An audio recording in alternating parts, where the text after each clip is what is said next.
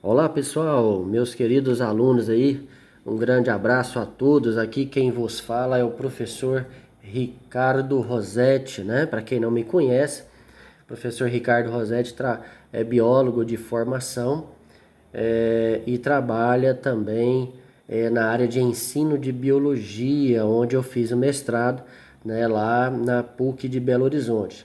Acredito que a maioria de vocês já me conhece, mas se alguém ainda não conheceu o professor Ricardo, né, seja bem-vindo aí à disciplina de Fisiologia, uma disciplina que a gente já vem trabalhando há algum tempo e acredito que eu posso aí estar de alguma maneira contribuindo para a boa formação de vocês, tá joia? É claro que a gente não tem o domínio de todas as coisas, graças a Deus, né, pessoal? É importante que a gente esteja sempre aprendendo, né? Ter a humildade de sempre aprender cada vez mais, tá? Então esse é o objetivo. Eu aprendo com vocês, vocês aprendem comigo e assim a gente segue construindo aí o conhecimento, tá joia? Nós vamos trabalhar a disciplina de fisiologia sempre dessa maneira, né, nesse semestre, tá ok? De maneira remota. Eu vou estar gravando os vídeos, como esse que eu estou enviando para vocês. Eu posto no YouTube e aí no dia da aula de vocês eu mando o link, né, para que você possa assistir a aula. Né? E aí você vai anotando as dúvidas, vai anotando alguma pergunta e eu estarei disponível no horário da aula para, se possível, sanar as dúvidas de vocês, tá joia? Então, sejam bem-vindos aí mais uma vez à disciplina de Fisiologia. Sempre que eu estiver também passando, nem sempre vai ter um vídeo, né? Nem sempre vai ter uma aula. Nós poderemos ter um estudo dirigido, poderemos ter uma lista de exercícios, né? Mas eu sempre vou estar avisando vocês com antecedência. Quando tem lista de exercício, eu posto as listas lá no Google Sala de Aula, né? Eu não costumo trabalhar com Zoom, aulas ao vivo, né? Eu trabalho com aulas gravadas e posto também as atividades no Google Sala de Aula. Mas eu sempre envio o link, viu, pessoal? Nunca deixo ninguém desinformado. Eu mando no grupo de WhatsApp, onde todo mundo tem acesso, e aí você pode acessar aí as plataformas para que você tenha acesso, tá ok? Muito bem, mais uma vez, um grande abraço a todos e vamos começar aí com a nossa primeira aulinha de fisiologia. Primeira coisa, né? O que é fisiologia? Fisiologia é uma ciência dentro das ciências biológicas que estuda o funcionamento das várias partes do corpo humano. Ora, vocês estudaram anatomia, né? Então, se você conhece o coração, conhece a estrutura óssea, conhece os rins, conhece, né, o fígado e assim por diante, o que nós vamos tentar fazer aqui é entender como que esses órgãos, sistemas funcionam, né? Porque uma coisa é você conhecer a estrutura do coração. O coração tem 4 cavidades, né? O sangue vai de uma entra no átrio, sai, né? Sai pelo ventrículo. Então isso é uma coisa. Agora, como que o coração funciona? Como é que ele bate? O que é que desencadeia o funcionamento do coração, né? Então é isso que a gente vai tentar entender. Então, fisiologia ela vai estudar isso aí, o comportamento, o funcionamento das várias partes do corpo humano, né? Então, estudar o funcionamento do corpo humano é estudar a vida, é entender a vida, como que ela funciona, né? Você pode estudar uma peça anatômica lá no laboratório de anatomia, tá? E decorar todos os órgãos, todos os tecidos, né? Todos os sistemas ali num boneco de borracha. Outra coisa é você ter uma peça na mão, você segurar um coração humano na sua mão, segurar né, um osso humano, você ter uma vida na sua mão, né? Você, profissional da área da saúde, você vai trabalhar com pessoas vivas, né? Eu acredito nisso, né, pessoal? A não ser que alguém se especialize aí em trabalhar na área como legista, né? Auxiliar de médico legista ou papiloscopista, né? Mas enfim, são raras as pessoas que caminham essa área profissional. A grande maioria vai trabalhar mesmo, né? diretamente com o público, né? Então você vai trabalhar com seres vivos. E essas pessoas, quando chegam até você, eu estou com a dor no braço.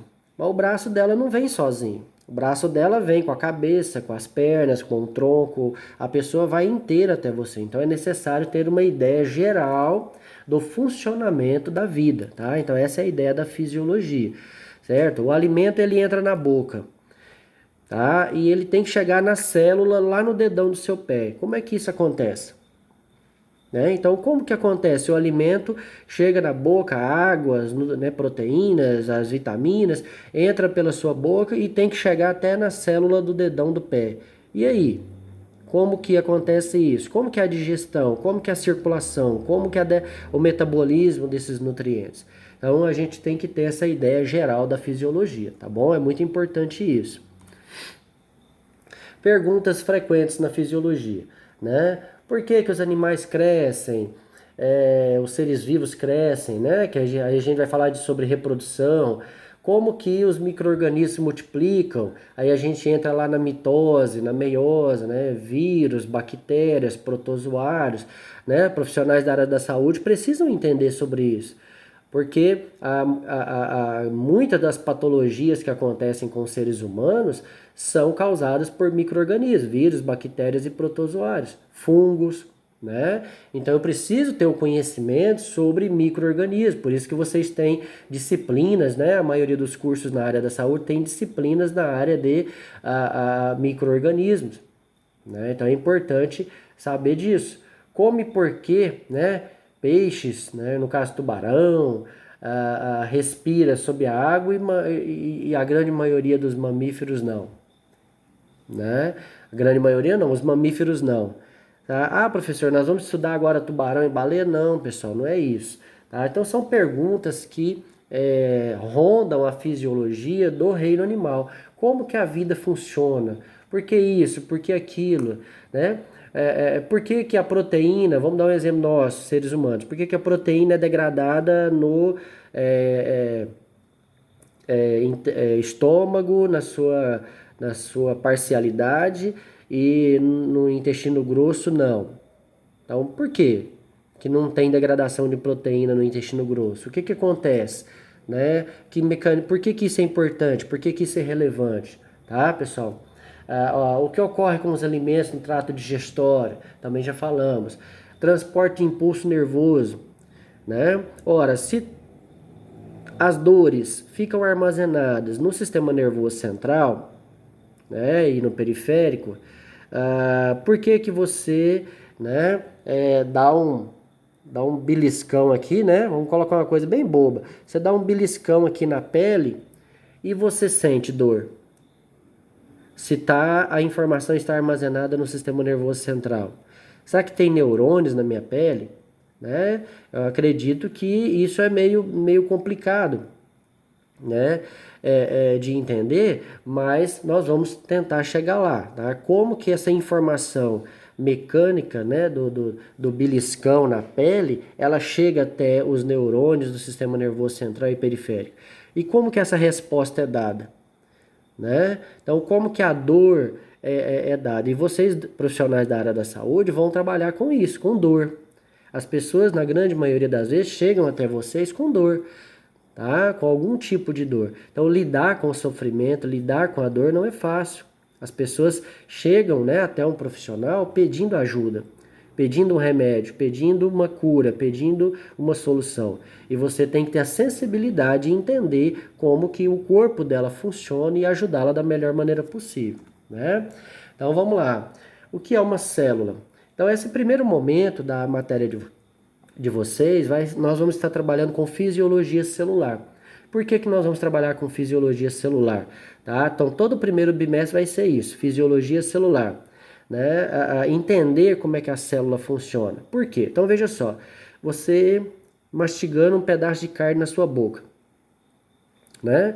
Muito bem, então você mastiga, tritura o alimento e aí ele desce pelo esôfago, chega no estômago, não é isso? E vai ser digerido ali, as proteínas começam a ser digeridas, aí chega no intestino delgado, mais digestão, e chega no jejum no ilho, vem o processo de absorção. Então, essa proteína da carne do boi que você comeu, quando ela chega no jejum no ilho, lá no final do intestino delgado, já não é mais a proteína inteira, já é uma proteína quebrada em pedaços. Nós chamamos de aminoácidos. Esses aminoácidos vão entrar na célula, né? Vão entrar na célula da parede do intestino delgado e vão cair na corrente sanguínea. Esses aminoácidos que você comeu da carne do boi vão cair na corrente sanguínea e serão distribuídos por todo o corpo. E esses aminoácidos, eles vão chegar em algum lugar. Vão chegar onde? Vão chegar numa célula.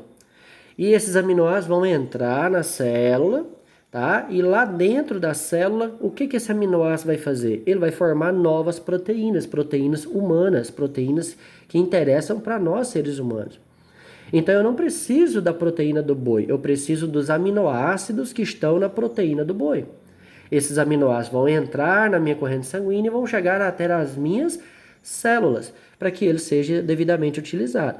Isso vale para os medicamentos, isso vale para os alimentos, vale para a água, vale para tudo.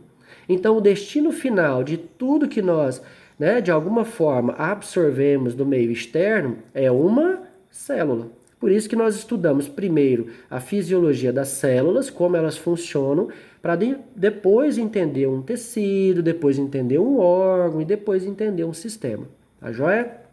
Bom, essa primeira aula é uma aula de revisão geral, né? Só para a gente entender algumas coisas básicas. Então, as células no mundo biológico, né, são divididas em dois grupos. Os procário e os eucário. Procário, ó, procário, pró-primitivo. Cário, núcleo, tá? Tá vendo aqui? Cário, núcleo, pró-primitivo. O que quer dizer isso? Quer dizer que esta célula, ó, ela tem membrana plasmática, esse azulzinho aqui é como se fosse o citoplasma, e essa massa vermelha aqui no meio é o material genético. Percebam que não há uma delimitação entre o material genético e o citoplasma. Isso quer dizer que não há uma organização do núcleo. Por isso nós chamamos de cário, núcleo, pró-primitivo, núcleo primitivo. Quem são os organismos desse grupo?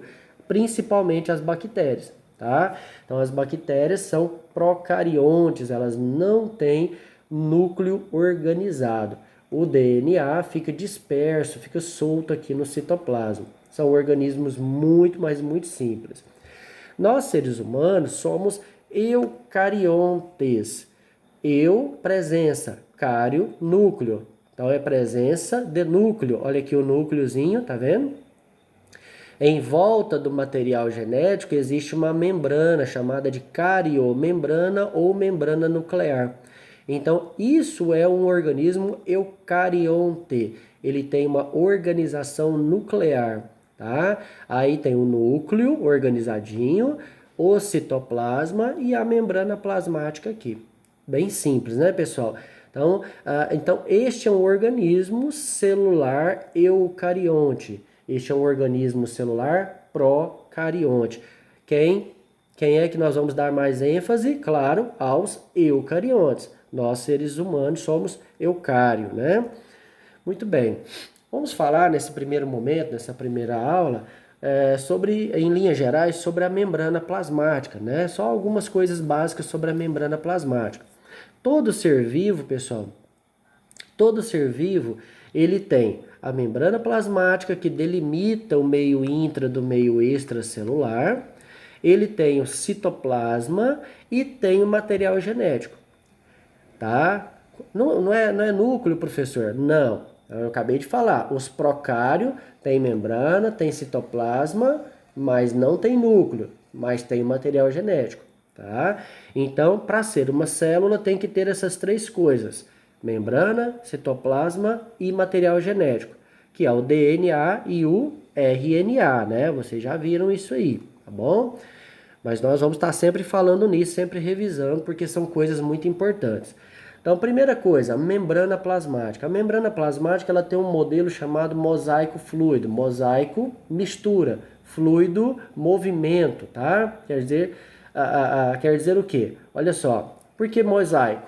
É uma mistura de substâncias, né? A membrana plasmática nada mais é do que uma mistura de substâncias. Essas bolinhas com essas perninhas em azuis aqui, em azul, são fosfolipídios, né? Lipídios misturados com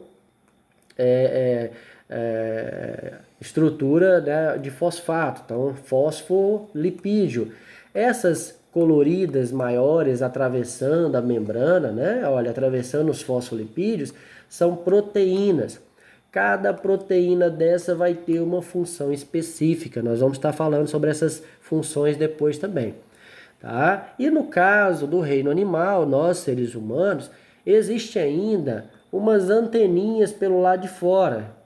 Olha, percebam aqui, tá vendo? Essas anteninhas são chamadas de glicocálix, é um carboidrato de reconhecimento, né? Ele tem a função de reconhecimento e tem a função estrutural também.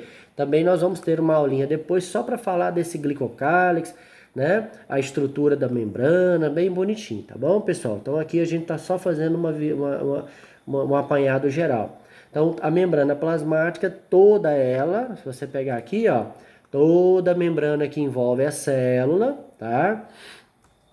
Ela tem essa mesma configuração: fosfolipídios, proteínas, né?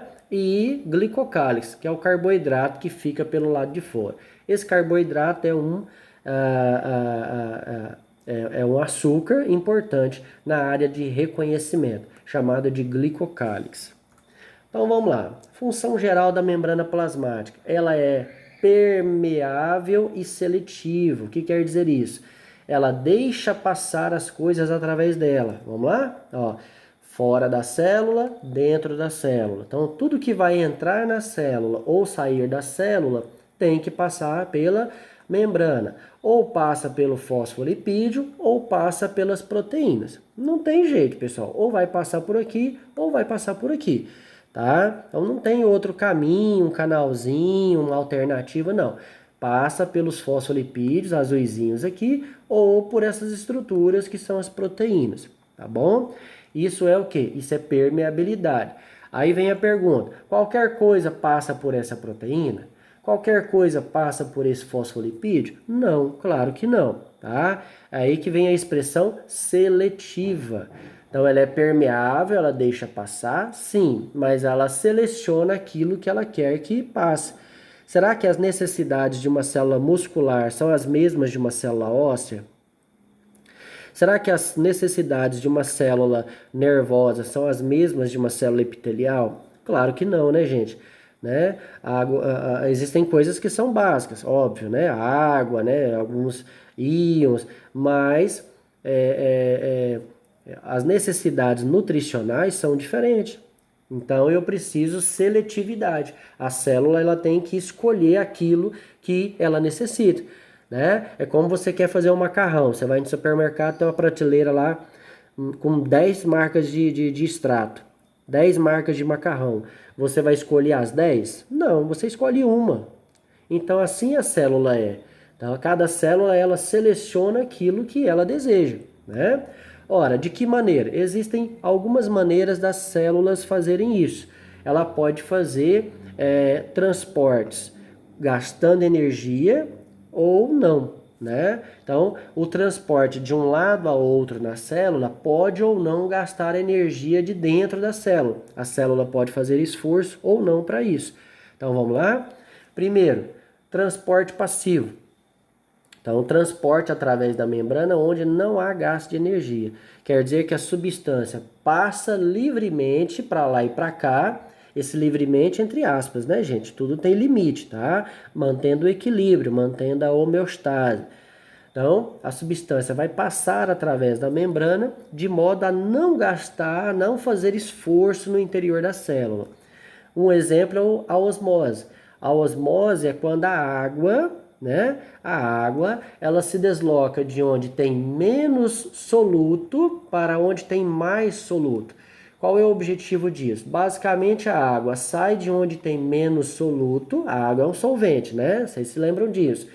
Então a água sai de onde tem menos soluto para onde tem mais soluto. Para quê? Diluir o excesso de soluto de modo que os dois lados fiquem equilibrados. Isso é homeostase celular. Tá? Então a água tem esse poder. Claro que não é só essa a função da água. A água tem diversas funções. Mas, nesse caso, a água é importante. Isso chama-se osmose. Nós dizemos que a água sai do ambiente menos concentrado para o mais concentrado, sem gasto de energia. Outro tipo de transporte, só que agora não é o transporte de água, mas é o transporte de soluto, tá? Que é a difusão simples e a difusão facilitada. Né? Então você, nesse caso aqui, é o contrário da água. Você vai ter uma região com mais soluto, vamos imaginar aqui, ó, mais soluto fora, menos soluto dentro. Então eu quero passar esse soluto para o interior da célula, tá? Vai gastar energia? Não. Então a célula ela tem estratégias para isso, ela tem mecanismos para isso, tá? Então o melhor exemplo que eu posso dar para vocês é o caso do transporte de gases nos alvéolos pulmonares. Eu não coloquei aqui, mas você anote aí, você que está assistindo no vídeo, faça a sua anotação. Então, difusão simples, o melhor exemplo é o transporte de gases nos alvéolos pulmonares, tá? Por quê? Porque lá nos alvéolos você vai ter mais oxigênio fora do corpo e menos oxigênio dentro do corpo. Então o oxigênio chega nos alvéolos e vai passar para o interior do vaso sanguíneo de maneira, né? Ou seja, difusão simples. Passa pela membrana. Vamos voltar aqui, ó. Vamos imaginar que isso aqui, o alvéolo é uma bolsa, né, de tecido epitelial, tá? Então o alvéolo é uma bolsa. Aqui, ó, fora do alvéolo, tá? E aqui dentro do alvéolo. Então aqui é a membrana plasmática do alvéolo. Então aqui fora o que que tem? Aqui fora tem um vaso sanguíneo. Então a substância, ela vai sair, o oxigênio que está aqui dentro do alvéolo, ele vai passar, né, pela membrana do alvéolo e vai passar pela membrana do vaso sanguíneo. Então esse oxigênio sai daqui e vai para lá. Por quê? Porque aqui tem mais e aqui tem menos, tá? O gás carbônico faz o sentido contrário. O gás carbônico tem mais no vaso sanguíneo, então o gás carbônico ele sai daqui, atravessa a membrana plasmática do vaso sanguíneo, né, das células do vaso sanguíneo, atravessa a membrana plasmática do alvéolo e vem para o interior da bolsa, da alveolar. E aí nós jogamos fora esse gás carbônico, né? Então isso chama-se difusão simples. Tem também a difusão facilitada. É um mecanismo de difusão, é soluto também, do mais para o menos, só que precisa da ajuda de uma forcinha, né? Tipo assim, você quer entrar na festa e aí não tem ingresso, e aí tem um amigo seu na portaria, e aí você pede para ele dar um jeitinho? Pois é mais ou menos isso. Então imagina aqui, ó, que essa proteína é uma proteína transportadora. Tem uma substância aqui fora que precisa entrar, mas ela não consegue passar pelo fosfolipídio. Então ela precisa passar por um ajudantezinho aqui. Então essa proteína ela é uma permease, ela ajuda a conduzir a substância que está fora para dentro. Isso nós chamamos de difusão facilitada. Acontece muito isso com glicose e aminoácidos e algumas vitaminas também. Tá? Então a glicose e os aminoácidos, quando eles estão do lado de fora, eles precisam entrar. Não tem como passar pelo azulzinho aqui, então tem que passar pela proteína. Então isso é difusão facilitada, tá? E não gasta energia. E tem também o transporte ativo, que é o transporte com gasto de energia.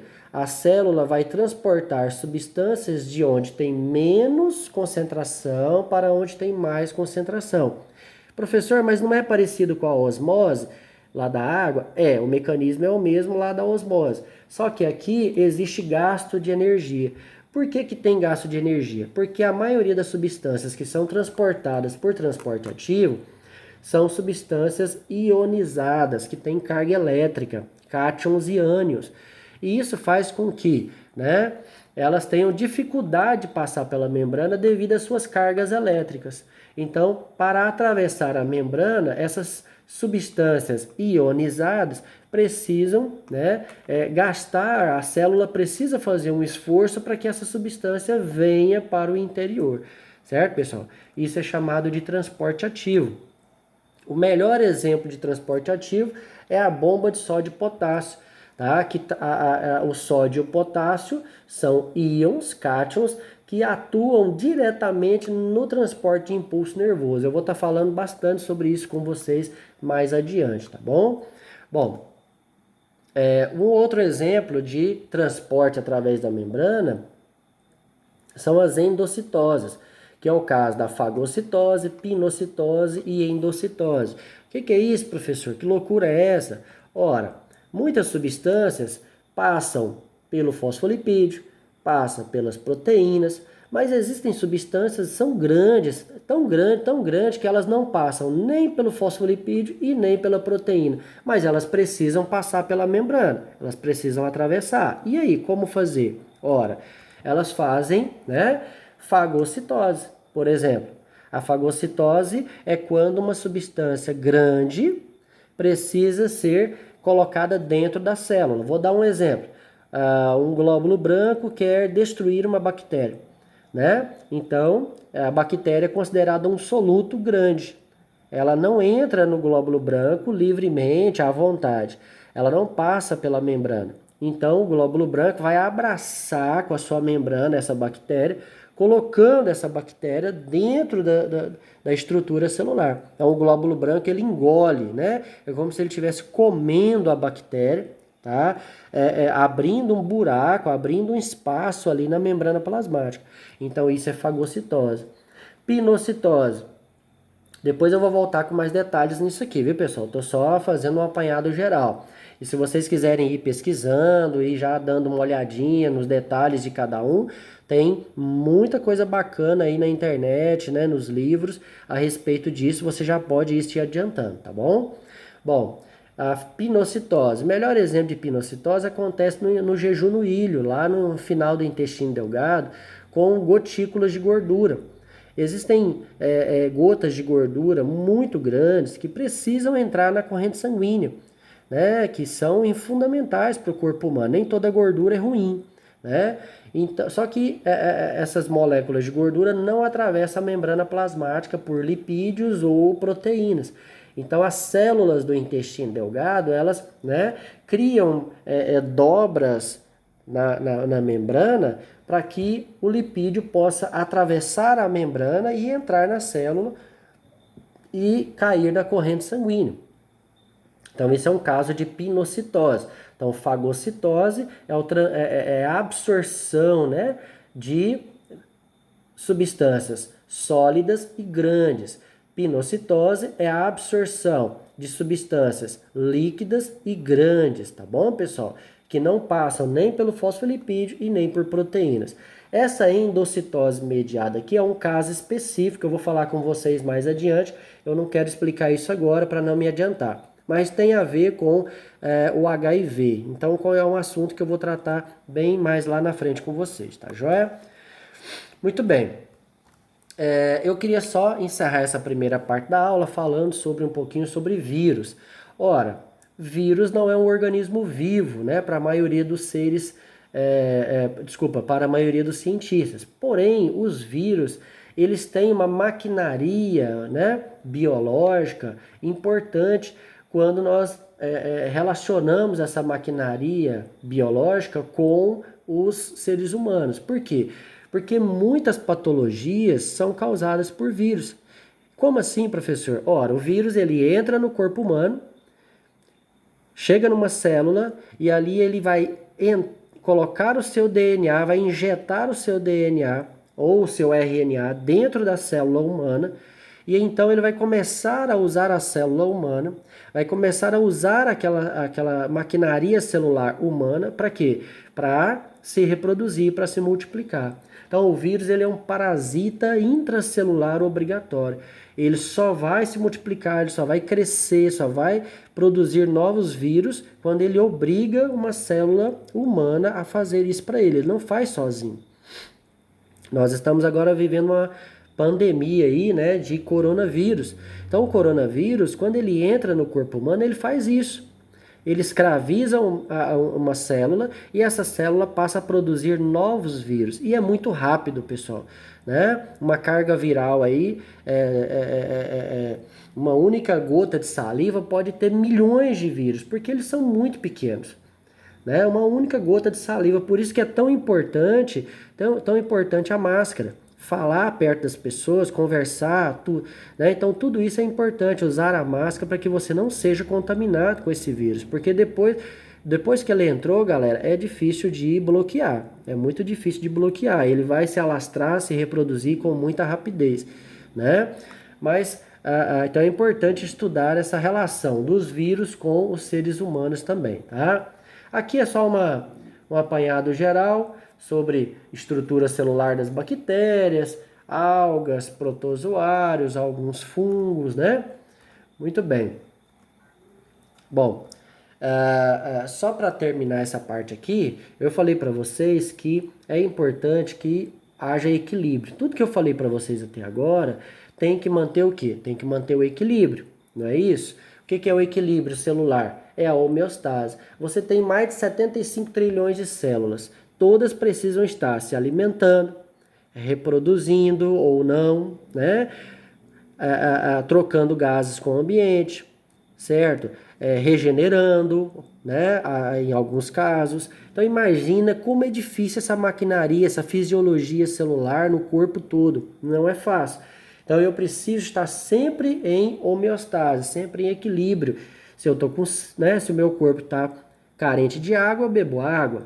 Se o meu corpo está com alguma infecção, eu tenho febre, né? Então, todas essas sensações, essas relações que nós temos com o ambiente, é o corpo dizendo, olha, nós estamos em desequilíbrio, a homeostase está prejudicada, preciso de nutrientes, preciso disso, preciso daquilo, e assim por diante, né? Isso aqui é o quadro geral da homeostase do corpo humano. Começa onde? Começa na reprodução, fecundação, formação do zigoto. Esse zigoto sofre sucessivas mitoses, desenvolvimento embriológico, né? Aí depois vem a formação de tecidos. Aqui tá trocado, viu, galera? Desculpa aí, eu só inverti aqui. Então, zigoto, mitose, formação de tecidos, tecidos formam os órgãos, órgãos formam os sistemas e a vida continua. Então esse é o equilíbrio da vida, né? Biologicamente falando. Eu preciso que tudo isso esteja funcionando. Se algum problema acontecer aqui, todo o resto pode sofrer. Se algum problema acontecer aqui, todo o resto aqui pode sofrer. Tá? Então é importante manter sempre esse equilíbrio fisiológico. Para manter o equilíbrio fisiológico, eu preciso de quê? Metabolismo. Então, as células precisam metabolizar. O que é metabolizar, pessoal? É transformar, ou seja, né, realizar processos químicos e físicos que ocorrem dentro do organismo. Então, toda transformação química, toda transformação física, né, dentro do organismo é metabolismo. Então, quando você está digerindo proteínas ao longo do seu tubo digestório, você está fazendo o quê? Metabolismo. Quando uma célula está produzindo novas proteínas, ela está fazendo o quê? Metabolismo. Tá? Existem dois tipos de metabolismo. O catabolismo, que vem de catálise, quebra. E o anabolismo, que vem de análise, que é união, juntar. Né? Nós temos dois exemplos aqui. Ó. Catabolismo, que é a quebra da glicose, por exemplo, para produzir o quê? ATP. Vocês estudaram lá a respiração celular, lembra disso? Né? Então, glicólise, ciclo de Krebs, cadeia respiratória, né? E produz o ATP. Então, a glicose, ela entra na célula e vai ser quebrada várias vezes para gerar ATP. Isso é catálise, quebrar para produzir algo, né? Quebrar proteínas para gerar aminoácidos, também catálise. Agora, análise é o que? Construção. Construir. Quando uma célula absorve aminoácidos, olha aqui, ó, para formar proteínas, análise. Quando o amido é mandado para o fígado para formar glicogênio. Então, o que é glicogênio? É um polissacarídeo formado por várias glicoses. Então, a glicose vai sendo armazenada no fígado para formar moléculas gigantes de glicogênio. Isso é análise. Você pega partículas pequenas e formam moléculas grandes. Então, isso é anabolismo, construção, tá? Olha que bacana, né? Então, nós finalizamos por aqui, né, essa nossa primeira aulinha, tá joia? Apenas uma revisão geral aí sobre algumas coisas a respeito das células, tá ok, pessoal? Eu espero que tenha ajudado, tá? Então preste atenção aí no vídeo, assista quantas vezes você quiser e eu estarei à disposição para tirar qualquer dúvida. No próximo vídeo nós vamos dar continuidade ao estudo aí da fisiologia celular, tá joia? Um beijo no coração e fico aí à disposição de vocês. Fica com Deus. Tchau, tchau.